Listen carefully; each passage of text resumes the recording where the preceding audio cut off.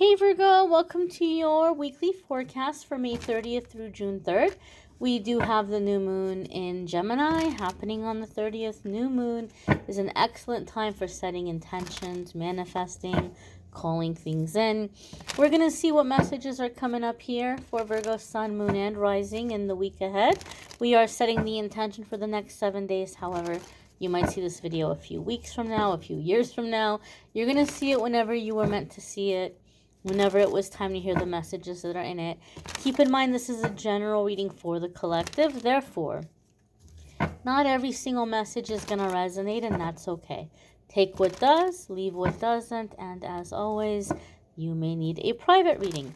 We're going to see what's coming up here for Virgo, Sun, Moon, and Rising. I feel like we need one more good shuffle here. Alrighty, my dears, let's get right on into it and see what messages are coming up for Virgo, Sun, Moon, and Rising.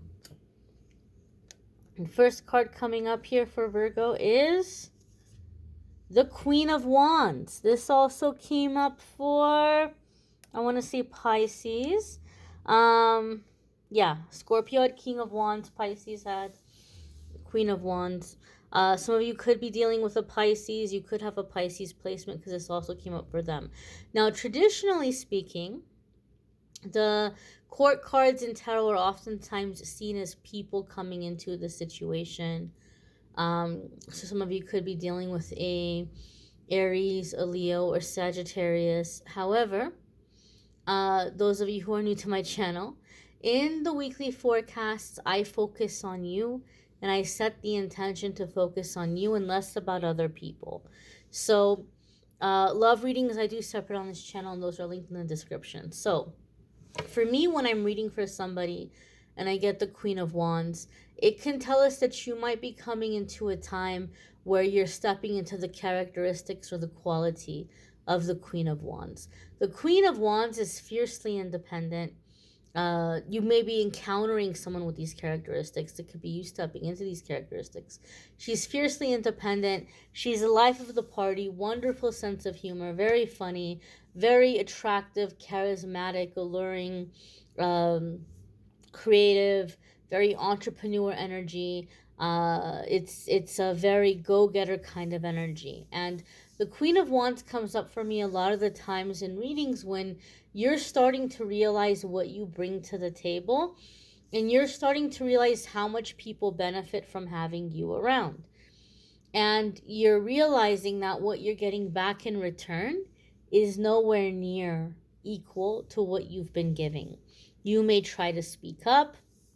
You may try to, draw attention to this unfairness, and you may try to get compensation, whether it's through time, energy, effort, financial, whatever the compensation may be, right? If it's a work situation, maybe you're asking for a raise or a promotion, and you're saying, all this things that you've been accomplishing, personal situations or friendships, relationships, you might just kind of point out how much you've been doing, and you could go for a little bit more support or a little bit more affection or whatever it might be. And you may be met with this sense of like, oh, Virgo, I really wish we could, but we can't. Or like right now is such a terrible time, but oh my gosh, please don't ever leave me. We would never make it without you. This place would fall apart without you. Instead of meeting you where you deserve and compensating you fairly, you may find that they're guilting you or they're stroking your ego. It's just kind of like, yeah, okay, shut up, and keep laying the golden eggs, right? Shut up, you silly goose, and keep laying those golden eggs. They're not really stepping up and giving you what you need or what you deserve. So I see the Queen of Wands come up when you're fed up with that and you're not doing it anymore. You're not giving that kind of a discount anymore. And so there's this sense or this energy of going after what you know you deserve. And because you're fed up, because you know that you deserve it, you end up achieving it much more quickly. You end up manifesting it much more quickly. So all that being said, you may be feeling a lot of anger coming to the surface at this time. Anger is not a negative emotion. Don't push it down.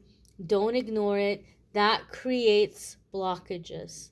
That slows down your manifesting, that slows down your growth.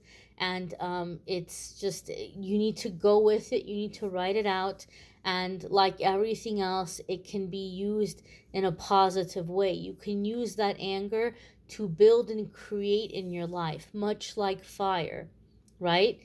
Fire in itself is not a bad thing or a negative thing. It depends on what we're doing with the fire. Fire could be used to burn down a city. Fire can be used to create harm or destruction. But fire could also be used for cooking your food, disinfecting instruments, alchemy, melting down metals, refining metals, creating gold, drawing out precious metals and gold and silver.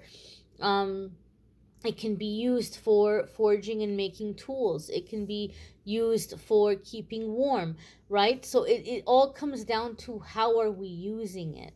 So as this anger is coming to the surface, you can use this to build and to create a wonderful new life. Don't throw it away. Don't repress it. Don't push it down.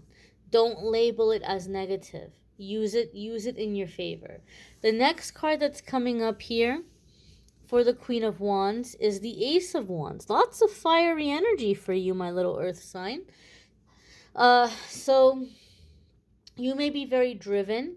You may be very focused on what you want at this time, and you just may be in this mindset of, I'm going to get it. I'm going for what I want. I know what I want. I see the opportunity, and I am embracing it. I'm not snoozing. I'm not delaying. I'm not waiting. I'm going for this now. Ace of Wands can sometimes be a golden opportunity, something that Spirit is placing on our path.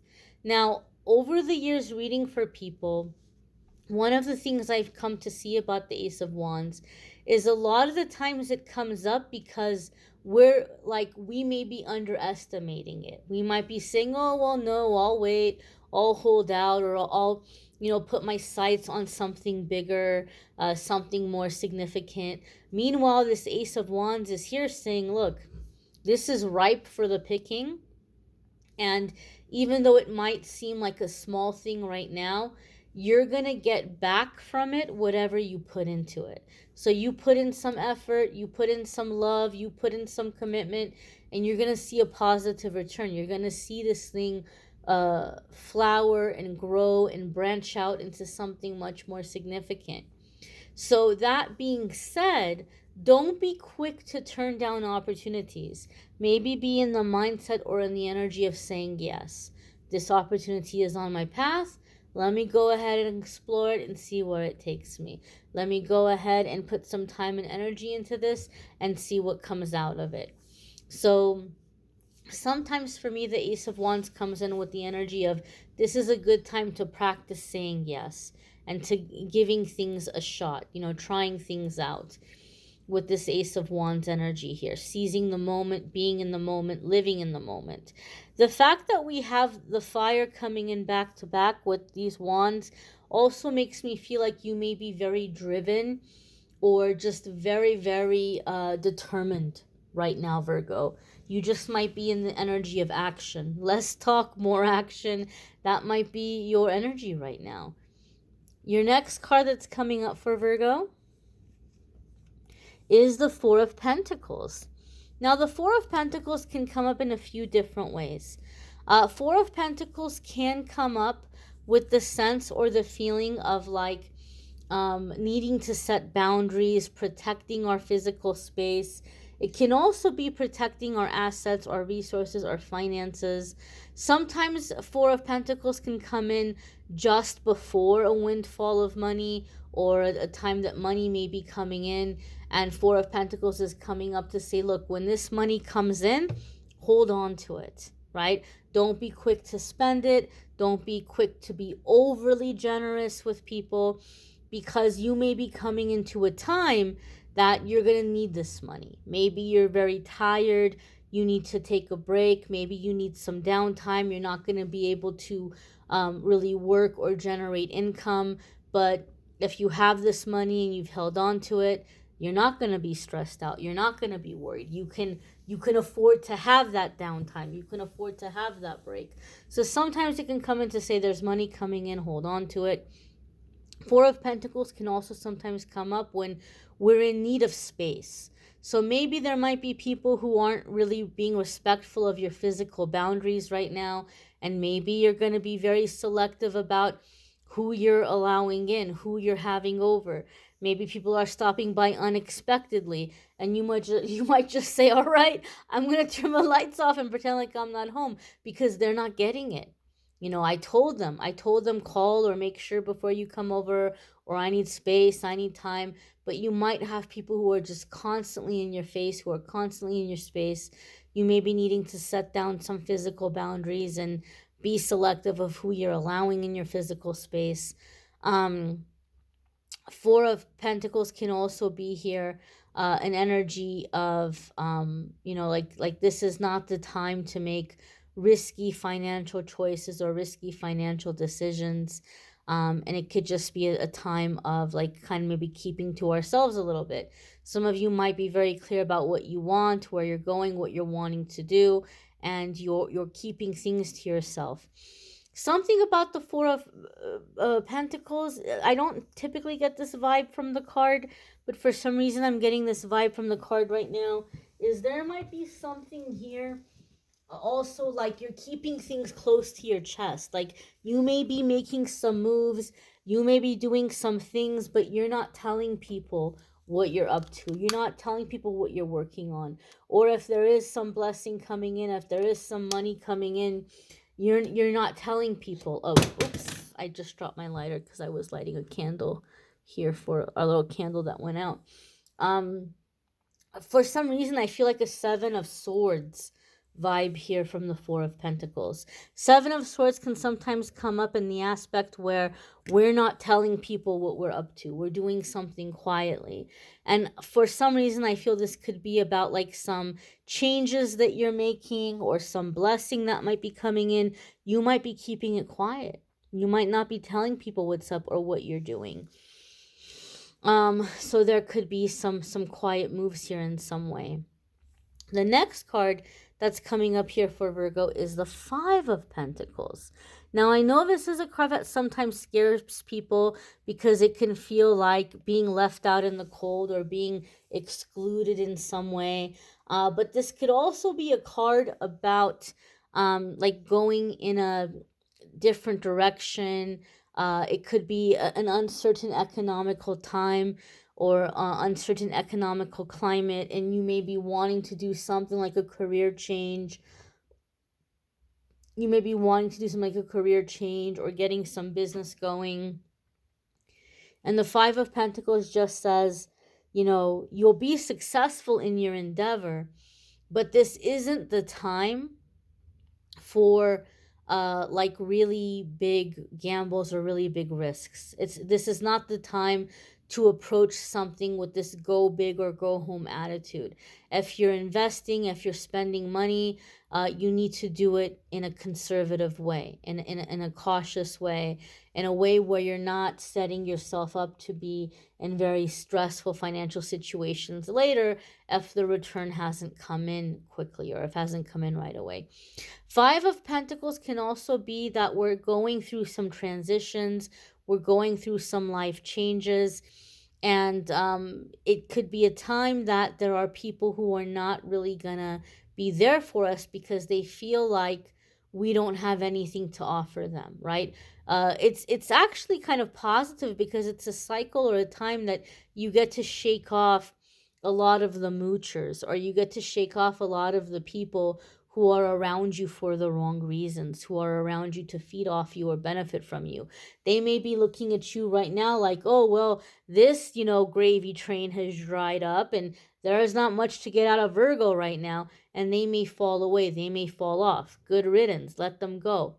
But the other hand of the Five of Pentacles is, as you're going through this transition, as you're going through this change, it's a time in which we encounter the people who are in our life for the right reasons, people who are going through a very similar experience, people who are going through a very similar transition, right? We come across soul family. One of the key words for the Five of Pentacles is a loyal and steadfast lover in trying times. So some of you may be in a very difficult time forming an alliance, a friendship, a relationship with someone that is going to have your back and you're going to have their back as you go through these changes and these transitions together. So it can be an uncertain time, but there's bonds that are formed in the meantime, and we see who is for us and who is not for us, and these kinds of times and these kinds of transitions.